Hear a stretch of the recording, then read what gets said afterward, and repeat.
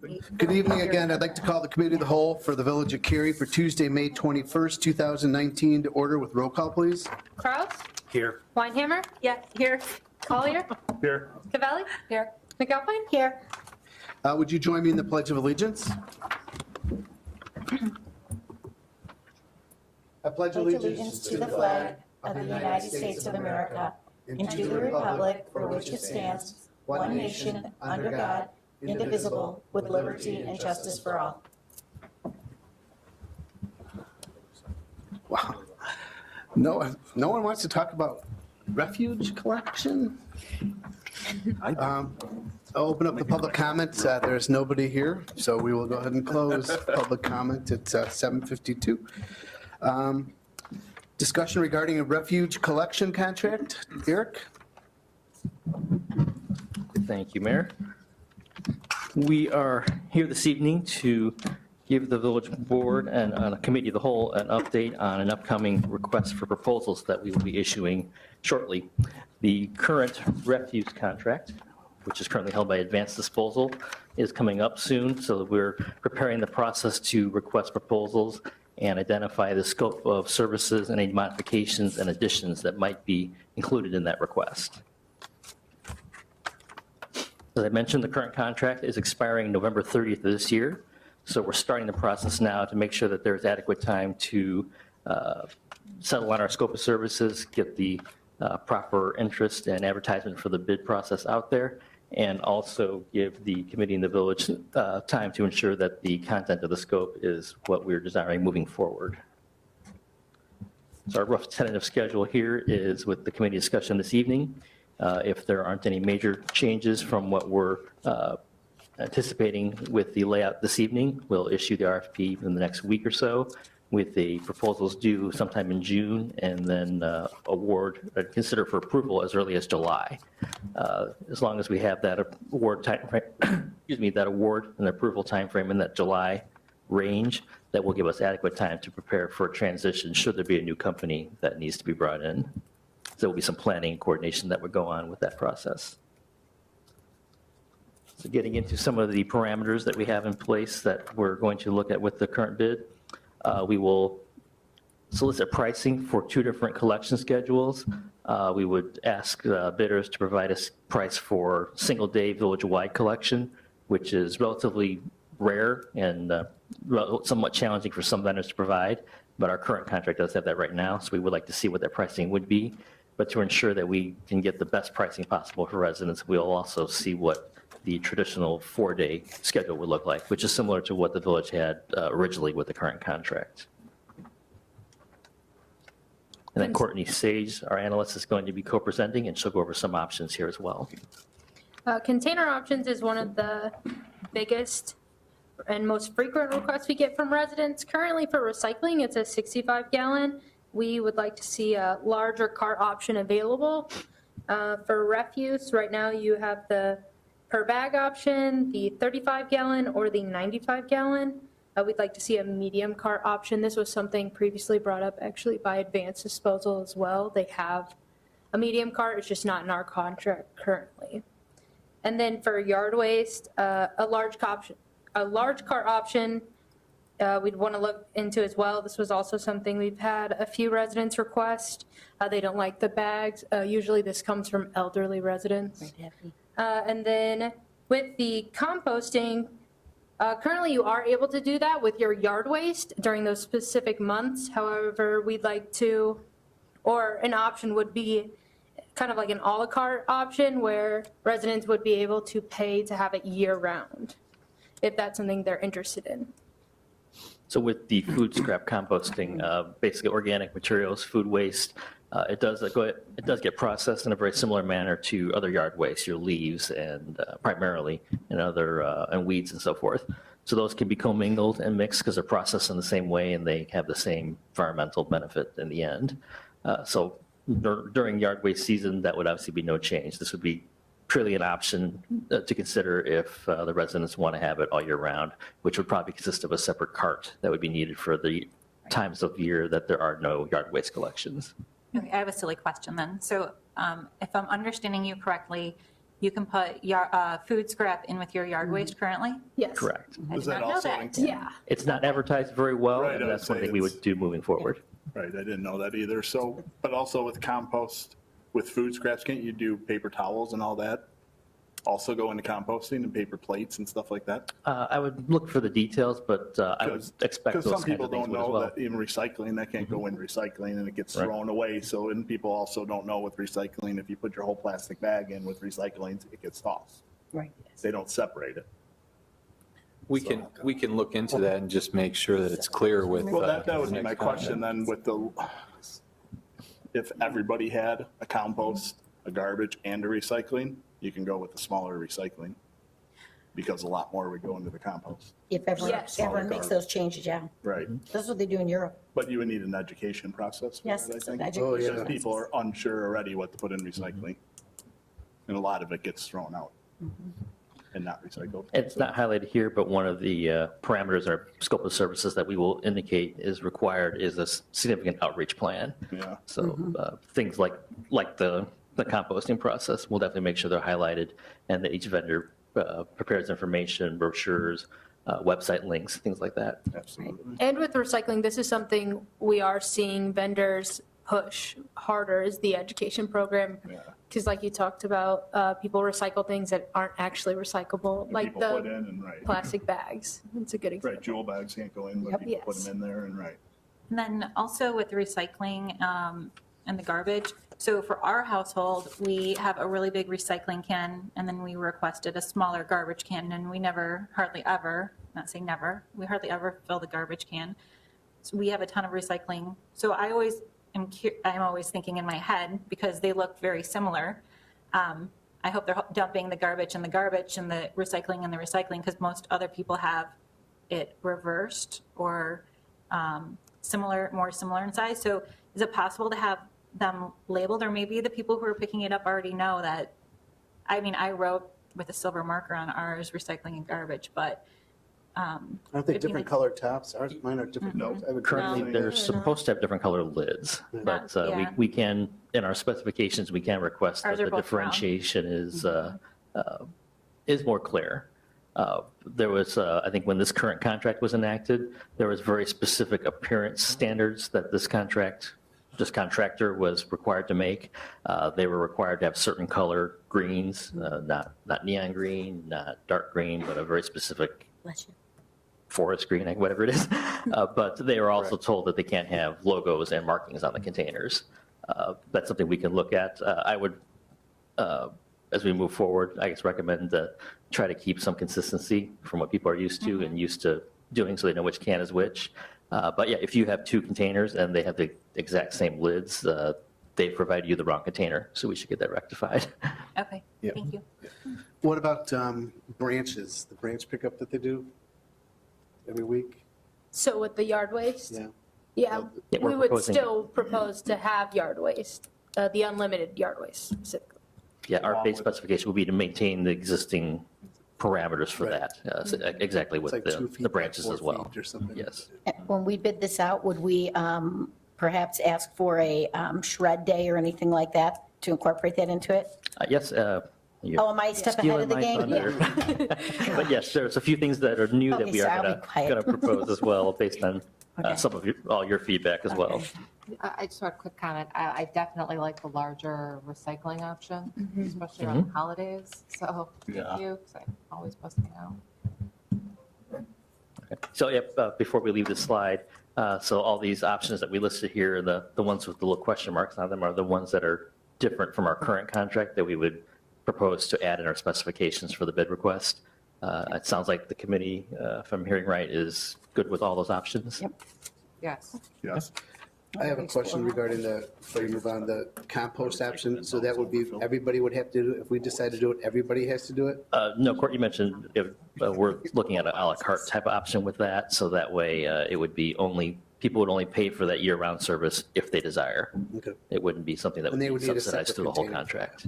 Because, right, it would have a separate container need at that point, so it'd be easy for the haulers to identify who's got it and who doesn't. It would have to be a unique container as well, so 3 different looks instead of 2. Recycling, so a couple other options that we want to advise the committee on. You may have heard in the news, and as recently as I think this Sunday, I saw something on ABC 7. They talked about some of the recycling challenges and the issues that are going on in the industry. Even APWA has reported a lot of different things that have occurred since China has changed their allowances for contamination in recycled materials. So a lot of the materials are, and the market for that material has changed drastically and is struggling to find a place to go moving forward. That being said, we don't know for certain, but this could have an effect on the pricing that gets pushed forward by new contracts by different vendors. So that being said, we are proposing to have a couple bid alternates with regards to recycling, just to ensure that we can look at the numbers that result, and if there are large increases incurred because of the recycling industry issues that are out there, we have some options that might help save some money, but keep the recycling process in place. So the base bid would be to do exactly what we're doing now. The industry term is single stream recycling. So that's where you have all the different types of allowable recycled materials commingled in the same container. So what you're doing now with papers, cardboards, glass, aluminum cans, and not styrofoam, but most of the other plastics, that stuff can still be done just as it is now. So that'll be the base bid. But we would like to see the options, just in case, of an option to maybe focus, at least for maybe the first portion of this contract, and we can maybe go back to a regular recycle program later if the costs and the industry and demand change. An option that might save some money would be a cardboard and paper only recycling program. It's not something at staff that we would recommend just from an environmental perspective, especially if the demand and the source for the processing of all these materials does find a new home somewhere. It's just obviously environmentally the thing we want to try and do and continue to do. But that bid alternate would be there. Not that we have to do it, but at least we would get pricing on it just to know what the difference would be. And then a third option would be to not make recycling required across the board, but let it be an a la carte option where only people will pay the extra to have that service available. Again, that would be kind of an extreme step to take should the pricing may be really out of whack. And it's not something we would recommend, again, from an environmental perspective, because it would have a substantial reduction in the amount of recycled materials that do get out of the landfills. But we wanted your feedback if you wanted us to consider those bid alternates, or if you're comfortable with just moving forward with the single stream option and the base bid as we currently have now. I'm good with the single stream. Single I think single stream. Easiest. Yeah, let's keep it simple. Excellent.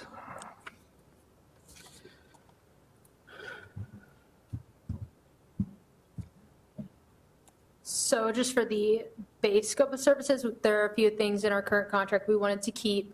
That would be the one free bulk item, the Christmas tree, the annual spring cleanup on Saturdays, as it has been the past 2 years, and then also the paperless billing option. And then one to discuss is the e-recycling drop-off. That's currently at the Public Works for the past 1.5 years. It is quite popular still, but on that next slide, we've also, though, proposed it could be a e-recycling pickup. We have seen other communities have this, and it was also has been brought up by vendors that they do it as well.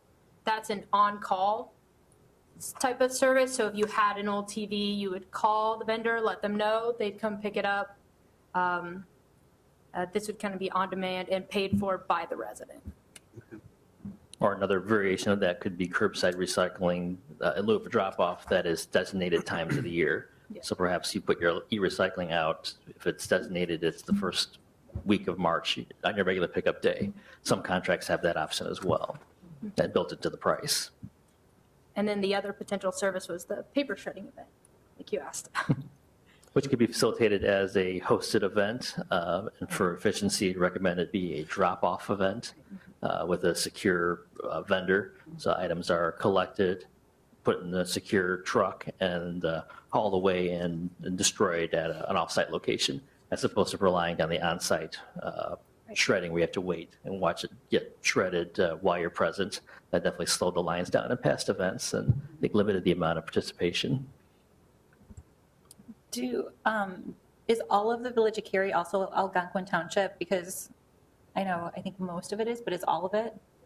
This would be for Village of Cary corporate residents. You're referring to like duplication of services? Correct. So is the entire village of Cary also in Algonquin Township? I believe so. So Algonquin Township also does the paper shredding event. So I don't know if we really need Oh, to get I a see. Yes, quote. that's Okay, right. sorry. All Cary residents are eligible to use the township's hosted event as well. Okay. You're correct. Yeah. Does the And then- township now charge that for that though, or is it I still don't free? believe so. I know they charge for They paint. charge for paint and yeah. I got one I other like the question shred. too, I like on shred. e-recycling, when they drop off at Public Works. Does that cost Public Works to get rid of the e-recycling that's dropped off? The current contractor takes that away as part of their current responsibility, so there's no separate charge now. We don't touch it. They just dump it in there. And there's no cost So, associated with it? right. So the It's built direction into we're our- looking for with the RFP There's a is, cost, but it's built into Is what, there a personnel cost, though? Is personnel on site for that? I don't think we don't touch No. the product. It'll just They do dump it. anything they want. no, we, It's our responsibility is 24/7 to let Yeah. the vendor know when it looks like it's getting full. The So- problem I see with curbside e-recycling is people, like kids like to walk around and I break agree. things. Like TVs people put out and stuff, even if they call and it's overnight, I think it's an issue sometimes. Yeah, there can be drawbacks to both. Like Trustee Collier mentioned, the curbside has issues with things being out there and having to look at them, and there's risk of, television maybe getting the glass shattered and so Right. forth. We have the same thing the same risk that occurs with the drop off. We've had some interesting things get dropped off in that Yeah, bin that couldn't aren't touch on it, recycling, right. aren't electronics. And also we also have the risk of non-residents also utilizing it. That's nearly impossible to police and patrol without causing increased staff time Right. and labor with it. But we could do the base bid as what we're doing now and get a bid alternate for curbside if you just want to see what the price difference is, I'd or like we can to go see with it, but see I what just don't it see the, is. yeah. The I just find curbside's out. convenient for residents. I mean, It is, as Right. long as they call it in. Yeah, yeah. Some people will just put it out there and expect it to get picked up, and then it'll sit and get passed and be out there a week. Yep. Okay. Can we go back to the other slide, Eric? Were there any comments from the village board about the suite of options here that's offered?